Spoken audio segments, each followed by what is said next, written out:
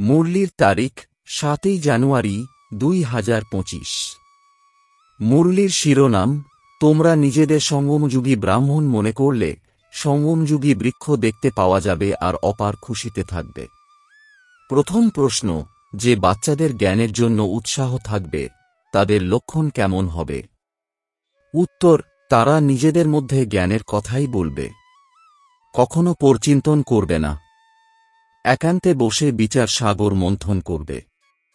দ্বিতীয় প্রশ্ন, এই সৃষ্টি ড্রামার কোন রহস্য শুধু তোমরা বাচ্চারাই বুঝতে পারো? উত্তর, এক শিব বাবা ব্যতীত এই সৃষ্টিতে কোনো বস্তুই সর্বদা স্থিতিশীল নয়। পুরানো দুনিয়ার আত্মাদের নতুন দুনিয়াতে নিয়ে যেতে গেলে তো কাউকে প্রয়োজন। ড্রামার এই রহস্যটাও তোমরা অর্থাৎ বাচ্চারাই বুঝতে পারো। গীত, অবশেষে সেই দিন এসেছে আজ। ওম শান্তি। আত্মারূপী বাচ্চাদের প্রতি পুরুষোত্তম সঙ্গম যুগে যে বাবা এসেছেন তিনি বোঝাচ্ছেন, এটা তো বাচ্চারা বোঝে যে আমরা হলাম ব্রাহ্মণ। নিজেকে ব্রাহ্মণ মনে করো, নাকি এটাও ভুলে যাও? ব্রাহ্মণদের নিজেদের কুল ভুলতে নেই। তোমাদেরও অবশ্যই এটা স্মরণে থাকা উচিত যে আমরা হলাম ব্রাহ্মণ। একটা কথা স্মরণে থাকলে তখন তরিপার অর্থাৎ সংকট থেকে মুক্তি বা বেড়া পার হওয়া যায়। সঙ্গম যুগে তোমরা নতুন নতুন কথা শুনলে সেটার বিষয়ে চিন্তা করা উচিত, যাকে বিচার সাগর মন্থন করা বলে। তোমরা হলে রূপবসন্ত। তোমাদের আত্মাতে সমগ্র জ্ঞান পরিপূর্ণ হলে তো রত্ন নির্গত হওয়া উচিত। নিজেকে বোঝাতে হবে যে আমরা হলাম সঙ্গমযুগী ব্রাহ্মণ। কেউ কেউ তো এটাও বোঝে না। যদি নিজেকে সঙ্গমযুগী ব্রাহ্মণ মনে করো তবে সত্যযুগের বৃক্ষ দেখতে পারবে আর অপরিসীম খুশিতে থাকবে। বাবা যেটা বোঝান মনের মধ্যে সেটার পুনরাবৃত্তি করা উচিত। আমরা সঙ্গমযুগে আছি এটাও তোমরা ব্যতীত আর কারোর জানা নেই। সঙ্গমযুগের অধ্যয়ন সময়ও নেয়। এটার একটাই পাঠ, নর থেকে নারায়ণ, নরকবাসী থেকে স্বর্গবাসী হয়ে ওঠার। এটা স্মরণে থাকাতেও খুশি থাকবে, আমরাই দেবতা স্বর্গবাসীতে পরিণত হতে যাচ্ছি। সঙ্গমযুগবাসী হলে তবে তো স্বর্গবাসী হবে। পূর্বে যখন নরকবাসী ছিলে তো একদম নোংরা অবস্থা ছিল, ঘৃণ্য কাজ করতে। এখন সেসব ধুয়ে মুছে ফেলতে হবে। মানুষ থেকে দেবতা স্বর্গবাসী হতে হবে। কারোর স্ত্রী মারা গেলে তোমরা জিজ্ঞাসা করো তোমার যুগল কোথায়? বলবে সে স্বর্গবাসী হয়ে গেছে। স্বর্গ কি জিনিস সেটা জানে না। যদি হয় তবে তো খুশি হওয়া উচিত, তাই না? এখন বাচ্চারা, তোমরা এই ব্যাপারে জানো। মনের ভিতরে চিন্তন চলা উচিত, আমরা এখন সঙ্গম যুগে আছি, পবিত্র হচ্ছি, বাবার থেকে স্বর্গের উত্তরাধিকার নিচ্ছি। ক্ষণে ক্ষণে এটা জপ করা উচিত, ভুলে যাওয়া উচিত নয়। কিন্তু মায়া ভুলিয়ে দিয়ে একদম কলিযুগী করে দেয়। অ্যাক্টিভিটি সেইরকম চলে যেন একদম কলিযুগী। সেই খুশির পারদ থাকে না, চেহারা যেন মৃতবৎ। বাবাও বলেন, সবাই কাম চিতার উপর বসে জ্বলে মরে পড়ে আছে। তোমরা জানো যে আমরা মানুষ থেকে দেবতা হচ্ছি, তাই যে অপার খুশিতে থাকা উচিত, সেই জন্য গায়নও আছে অতীন্দ্রিয় সুখ কি, তার আভাস পেতে হলে গোপগোপীদেরকে জিজ্ঞাসা করো। তোমরা নিজেদের মনকে প্রশ্ন করো, আমরা কি সেই ভাব নিয়ে থাকি? তোমরা হলে ঈশ্বরীয় মিশন। ঈশ্বরীয় মিশন কি কাজ করে? প্রথমে তো শূদ্র থেকে ব্রাহ্মণ, ব্রাহ্মণ থেকে দেবতা তৈরি করে। আমরা হলাম ব্রাহ্মণ। তারা তো হল কুক বংশাবলী অর্থাৎ গর্ভজাত সন্তান। তোমরা হলে মুক বংশাবলী। তোমাদের অর্থাৎ ব্রাহ্মণদের অনেক নেশা থাকা উচিত। ব্রহ্মা ভোজনের বিশেষ খ্যাতি রয়েছে। তোমরা কাউকে ব্রহ্মা ভোজন করালে কত খুশি হয়। আমরা পবিত্র ব্রাহ্মণদের হাতে খাই। মনবচন কর্মে পবিত্র হওয়া চাই। কোনো অপবিত্র কর্তব্য করা উচিত নয়। টাইম তো লাগে, জন্মেই তো কেউ হয় না। যদিও কথিত আছে সেকেন্ডে জীবন মুক্তি, বাবার বাচ্চা হলে আর উত্তরাধিকার প্রাপ্ত করলে। একবার পরিচয় হয়ে গেল, ইনি হলেন প্রজাপিতা ব্রহ্মা। ব্রহ্মা থেকে যাবে শিবে, এরপর বিশ্বাস দৃঢ় হয়ে গেলেই উত্তরাধিকার। আবার যদি কেউ অকর্তব্য করে তবে প্রচণ্ড শাস্তি পেতে হয়, যেমন কাশীকলবটের ক্ষেত্রে বোঝানো হয়েছে। শাস্তি প্রাপ্ত হলে হিসেবপত্র মিটে যায়। মুক্তির জন্যই কুজোতে ঝাঁপিয়ে পড়ত। এখানে তো সেই ব্যাপার নেই। শিব বাবা বাচ্চাদের বলেন, মামেকম স্মরণ করো। কত সহজ! তবুও মায়ার ভোগান্তি এসে যায়। তোমাদের এই যুদ্ধ সবচেয়ে বেশি সময় চলে। বাহুবলের যুদ্ধ এত সময় চলে না।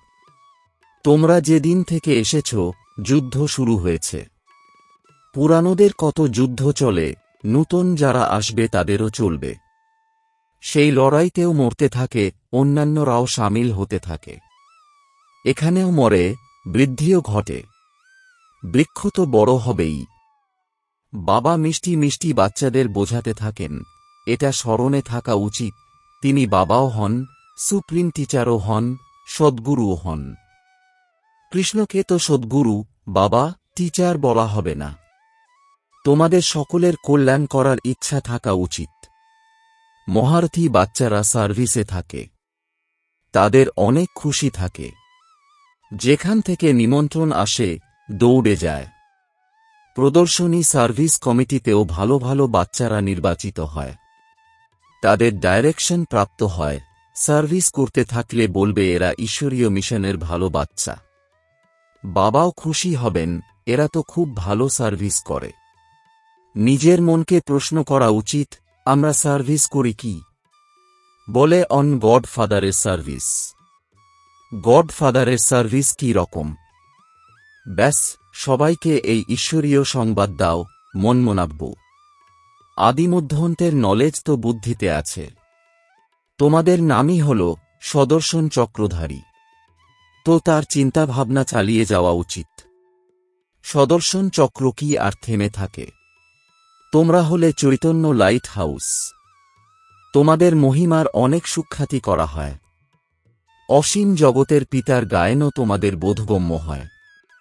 তিনি হলেন জ্ঞানের সাগর, পতিত পাবন, গীতার ভগবান। তিনি জ্ঞান আর যোগবলের দ্বারা এই কার্য করান।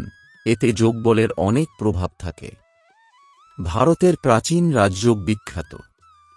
সেটা তোমরা এখন শিখছ। সন্ন্যাসীরা তো হল হঠযোগী, তারা পতিতকে পবিত্র করতে পারে না। জ্ঞান আছেই এক বাবার কাছে। জ্ঞানের থেকে তোমরা জন্মগ্রহণ করো। গীতাকে আমার বাবা বলা হয়, মাতা পিতা। তোমরা শিব বাবার বাচ্চা, তো মাতা পিতা তো চাই, তাই না? মানুষ তো যদিও বা গায়, কিন্তু বোঝে কি আর? বাবা বোঝান, এর অর্থ তো বুঝ। গডফাদার বলা হয়, আবার মাতা পিতা কেন বলা হয়?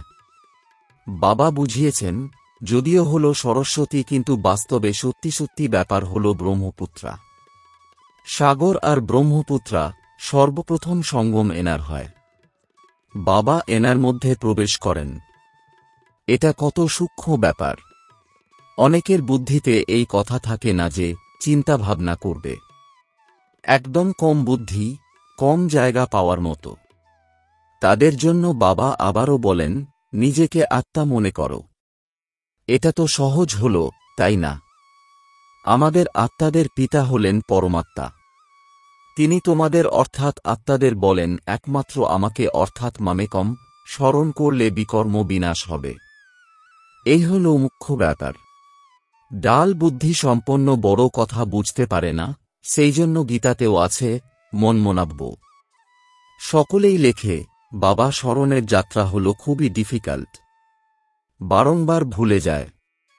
কোনো না কোনো পয়েন্টে পরাজিত হয়। এটা হল বক্সিং, মায়া আর ঈশ্বরীয় বাচ্চাদের। এটা কারোরই জানা নেই। বাবা বুঝিয়েছেন, মায়ার উপর বিজয় প্রাপ্ত করে কর্মাতীত অবস্থাতে যেতে হবে। সর্বপ্রথমে তোমরা এসেছ কর্ম সম্বন্ধতে। সেখানে এসেই আবার অর্ধকল্প পরে তোমরা কর্মবন্ধনে এসে গেছ। প্রথম দিকে তোমরা পবিত্র আত্মা ছিলে। কর্মবন্ধন না সুখের ছিল না দুঃখের ছিল, তবুও সুখের সম্বন্ধতে এসেছিলে। এটাও তোমরা এখন বোঝো, আমরা সম্বন্ধতে ছিলাম, এখন দুঃখে আছি, আবার অবশ্যই সুখে থাকব। নূতন দুনিয়া যখন ছিল তো মালিক ছিল, পবিত্র ছিল, এখন পুরানো দুনিয়াতে পতিত হয়ে পড়েছ। আবার আমরাই সেই দেবতা হই, তো এটা স্মরণ করতে হবে। বাবা বলেন, আমাকে স্মরণ করলে তোমাদের পাপ মিটে যাবে, তোমরা আমার গৃহে এসে যাবে, ভায়া শান্তিধাম সুখধামে এসে যাবে। সর্বপ্রথমে গৃহে যেতে হবে। বাবা বলেন, আমাকে স্মরণ করলে তোমরা পবিত্র হবে, আমি পতিত পাবন তোমাদের পবিত্র করে তুলছি পরমধাম গৃহে ফিরে আসার জন্য। এরকমভাবে নিজের সাথে কথা বলা উচিত। প্রতিবারের মতো চক্র এখন সম্পূর্ণ হচ্ছে। আমরা এত জন্ম নিয়েছি, এখন বাবা এসেছেন পতিত থেকে পবিত্র করতে। যোগবলের দ্বারাই পবিত্র হব। এই যোগবল হল অনেক নামিদামি, যা একমাত্র বাবা শেখাতে পারেন। এতে শরীরের দ্বারা কিছুই করার দরকার নেই, তবে সারাদিন এই কথার মন্থন চালিয়ে যাওয়া উচিত। একান্তভাবে যেখানেই বসো অথবা যাও, বুদ্ধিতে এটাই চলতে থাকবে। একান্ত তো অনেক আছে, উপরে ছাদে তো ভয় পাওয়ার ব্যাপার নেই। আগে তোমরা সকালে মুরলি শোনার পর পাহাড়ের উপর যেতে, যা শুনতে তার চিন্তা করার জন্য পাহাড়ের উপর গিয়ে বসতে। যাদের জ্ঞানের বিষয়ে অত্যন্ত আগ্রহ থাকবে, তারা তো নিজেদের মধ্যে জ্ঞানের কথাই বলবে, জ্ঞান না থাকলে তো আবার পরচিন্তন করতে থাকবে। প্রদর্শনীতে তোমরা কত জনকে এই রাস্তা বলে দাও। মনে করো আমাদের ধর্ম অনেক সুখদায়ী। অন্যান্য ধর্মের লোকেদের শুধুমাত্র এতটুকু বোঝাতে হবে যে বাবাকে স্মরণ করো। এটা বোঝাবে না যে এ মুসলমান, আমি অমুক। না, আত্মাকে দেখতে হবে, আত্মাকে বোঝাতে হবে। এখন আমাদের বাবার থেকে উত্তরাধিকার প্রাপ্ত হচ্ছে। নিজেকে আত্মা মনে করে ভাইদের জ্ঞান দেয়। এখন চলো বাবার কাছে। অনেক সময় ধরে বিচ্ছিন্ন হয়ে আছো। সেটা হলো শান্তিধাম, এখানে তো কত অশান্তি, দুঃখ ইত্যাদি আছে। বাবা এখন বলেন, নিজেকে আত্মা মনে করার প্র্যাকটিস রাখো, তবে নাম, রূপ, দেহ সব ভুলে যাবে। অমুকে হলো মুসলমান, এরকম কেন মনে করো?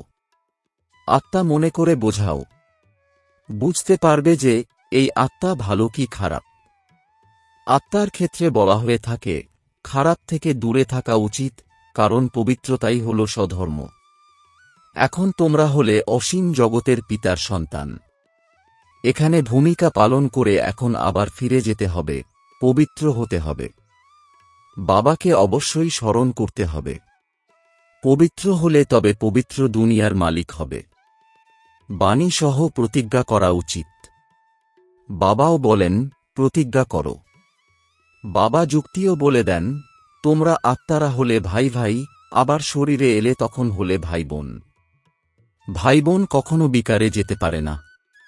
পবিত্র হয়ে আর বাবাকে স্মরণ করলে তোমরা বিশ্বের মালিক হয়ে যাবে। বোঝানো হয়, মায়ার কাছে পরাজিত হয়ে আবার উঠে দাঁড়িয়ে পড়ো। যত দাঁড়াতে ততই প্রাপ্তি হবে। ক্ষয়ক্ষতি আর জমা তো হয়েই থাকে যে না। অর্ধকল্প জমা, আবার রাবণ রাজ্যতে না হয়ে যায়। হিসেব আছে তো। জয় হল জমা, পরাজয় না। তাই নিজের সম্পূর্ণ নিরীক্ষণ করা উচিত। বাবাকে স্মরণ করলে বাচ্চারা তোমাদের খুশি হবে। তারা তো শুধুই গাইতে থাকে, বোঝে তো না কিছুই। না বুঝেই সবকিছু করে। তোমরা তো পূজা ইত্যাদি করো না। এছাড়া মহিমার সুখ্যাতি তো করো যে না। সেই এক বাবার মহিমা আছে অব্যভিচারী। বাচ্চারা, বাবা এসে তোমাদের সতই অধ্যয়ন করান। তোমাদের কোনো প্রশ্ন করার দরকারই নেই। স্মৃতিতে চক্র থাকা দরকার। বোঝা উচিত, আমরা কিভাবে মায়ার উপর বিজয় প্রাপ্ত করি আবার পরাজিত হই। বাবা বোঝান, পরাজয় হলে শত গুণ শাস্তি ভোগ করতে হয়। বাবা বলেন, সদ্গুরুর নিন্দা করিজ না, তাহলে টিকতে পারবে না। এ হল সত্যনারায়ণের কথা, এটা কেউ জানে না। গীতা আলাদা আর সত্যনারায়ণের কথা আলাদা করে দিয়েছে। নর থেকে নারায়ণ হওয়ার জন্য এটা হল গীতা। বাবা বলেন, আমি তোমাদের নর থেকে নারায়ণ হওয়ার কথা শোনাচ্ছি। একে গীতাও বলে, অমরনাথের কথাও বলে। তৃতীয় নেত্র একমাত্র বাবা প্রদান করেন। এটাও জানো যে আমরা দেবতা হলে তো অবশ্যই গুণও থাকা চাই। এই সৃষ্টিতে কোনো কিছুই সর্বদা স্থায়ী নয়। সর্বদা স্থায়ী তো একমাত্র শিব বাবা, এছাড়া তো সকলকেই নিচে আসতেই হবে। কিন্তু তিনিও সঙ্গমে আসেন, সকলকে ফিরিয়ে নিয়ে যান। পুরানো দুনিয়ার আত্মাদের নূতন দুনিয়াতে নিয়ে যাওয়ার জন্য কাউকে তো দরকার। তো ড্রামার মধ্যে এই সব রহস্য আছে। বাবা এসে পবিত্র করে তোলেন। কোনো দেহধারীকে ভগবান বলা যেতে পারে না। এই সময় বাবা বোঝান, আত্মার ডানা যদি ভগ্ন থাকে তবে সে উঠতে অসমর্থ থাকে। বাবা এসে জ্ঞান আর যোগের ডানা প্রদান করেন। যোগবলের দ্বারা তোমাদের পাপ ভস্ম হয়ে যাবে, পুণ্য আত্মা হয়ে যাবে। তার জন্য আগে তো পরিশ্রম করতে হবে। সেই জন্য বাবা বলেন, একমাত্র আমাকে অর্থাৎ মামেকং স্মরণ করো, চার্ট রাখো। যার চার্ট ভালো হবে সে লিখবে আর খুশি হবে। এখন সকলেই পরিশ্রম করে, চার্ট না লিখলে যোগের তীক্ষ্ণতা সম্পূর্ণভাবে আসে না। চার্ট লেখার অনেক লাভ। চার্টের সাথে পয়েন্টসও চাই। চার্টে তো দুটোই লেখা হবে, সার্ভিস কত করলে আর স্মরণ কতটা করলে। পুরুষার্থ এমনই করতে হবে যেন পিছনের কোনো কিছু স্মৃতিতে না আসে। নিজেকে আত্মা মনে করে পূর্ণ আত্মায় পরিণত হবে, এই পরিশ্রম করতে হবে। আচ্ছা, মিষ্টি মিষ্টি প্রশিক্ষার্থী বাচ্চাদের প্রতি মাতাপিতা, বাপদাদার স্মরণের স্নেহসুমন আর সুপ্রভাত। আত্মাদের পিতা তাঁর আত্মারূপী বাচ্চাদেরকে জানাচ্ছেন নমস্কার। আচ্ছা, ধারণার জন্যে মুখ্য সার। একান্তে বসে জ্ঞানের মননচিন্তন করতে হবে। স্মরণের যাত্রায় থাকো, মায়ার উপর বিজয় প্রাপ্ত করে কর্মাতীত অবস্থা প্রাপ্ত করতে হবে। 2. কাউকে জ্ঞান শোনানোর সময় বুদ্ধিতে থাকবে যে আমি আত্মা ভাইকে জ্ঞান দিচ্ছি। নাম, রূপ, দেহ সব ভুলে যাবে। পবিত্র হওয়ার প্রতিজ্ঞা করে পবিত্র হয়ে পবিত্র দুনিয়ার মালিক হয়ে উঠতে হবে। বরদান, নিজের প্রতি ইচ্ছা মাত্রম অবিদ্যা হয়ে বাবার সমান অখণ্ডদানী, পরোপকারী ভব। এর বিস্তার, যেরকম ব্রহ্মা বাবা নিজের সময়ও সেবাতে দিয়েছিলেন, নিজে নির্মাণ থেকে বাচ্চাদেরকে সম্মান দিয়েছেন। সেবা করে সুনাম অর্জনও ত্যাগ করেছেন। নাম, মান, মর্যাদা অর্থাৎ শান সবকিছুতে পরোপকারী ছিলেন, নিজে ত্যাগ করে অন্যদের নাম নিয়েছেন, নিজেকে সর্বদা সেবাধারী রেখেছেন, বাচ্চাদেরকে মালিক বানিয়েছেন। নিজের সুখ বাচ্চাদের সুখের মধ্যে খুঁজে পেতেন। এইরকম বাবার সমান ইচ্ছা মাত্রম অবিদ্যা অর্থাৎ মস্ত ফকির হয়ে অখণ্ডদানী পরোপকারী হও, তাহলে বিশ্ব কল্যাণের কার্যে তীব্র গতি এসে যাবে। সব রকমের কেস আর পরিস্থিতিগুলি সমাপ্ত হয়ে যাবে। স্লোগান, জ্ঞান, গুণ আর ধারণাতে সিন্ধু হও, স্মৃতিতে বিন্দু হও। ওম শান্তি।